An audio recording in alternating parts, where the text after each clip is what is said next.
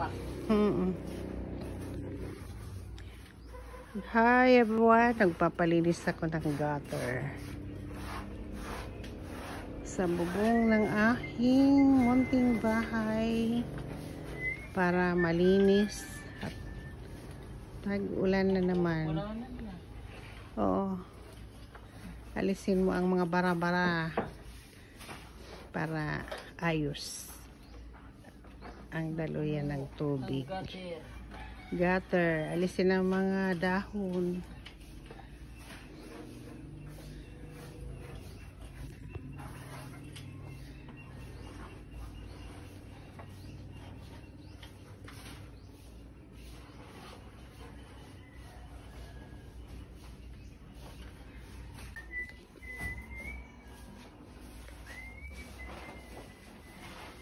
Marami kasing bulaklak sa tapat ng aking bubong, kaya nababara pala ang gutter, kaya kailangang linisin.